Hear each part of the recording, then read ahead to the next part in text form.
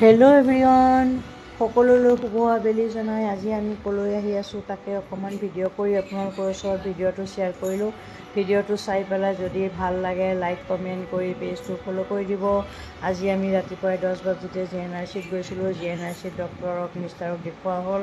দেখুৱাই লৈ তাৰ পৰা পোনে আহি আমি টাটা মটৰ্ছত আহিলোঁ। যিহেতুকে টাটা মটৰ্ছত আমাৰ গাড়ীখন দুদিনমান ধৰি থৈ দিয়া হৈছিলে, বেটেৰী প্ৰব্লেম হৈছিলে।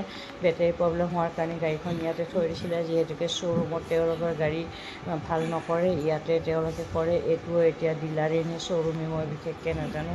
তেওঁলোকে শ্ব'ৰুম নহয়, যিহেতুকে ইয়াতে ভাল চাল কৰিব গ'লে ইয়াতে পঠাই দিয়ে। ইয়াতে বৰ্তমান আজি কৰ্মচাৰীবিলাকে এটা হল আছে, হলত তাত কাম কৰি আছে। এয়া বাইদেউগৰাকী ৰিচিপশ্যনত আছে।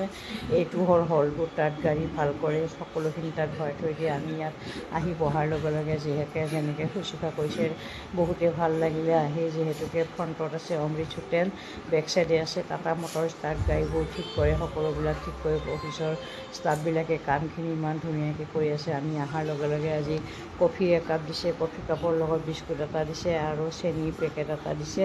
তাকে আমি ইয়াতে বহি কফি কাপ খালোঁ। খাই পেলাই বৰ্তমান ইয়াতে বহি আছোঁ। আপোনালোকৰ ওচৰত ভিডিঅ'টো আগবঢ়ালোঁ। ভিডিঅ'টো চাই কেনেকুৱা লাগিছে জনাব। যদি ভাল লাগিছে লাইক কমেণ্ট কৰি পেজটো ফ'ল' কৰিব। আজিলৈ ভিডিঅ'টো মাজৰ পৰা বিদায় লৈছোঁ। Bye bye.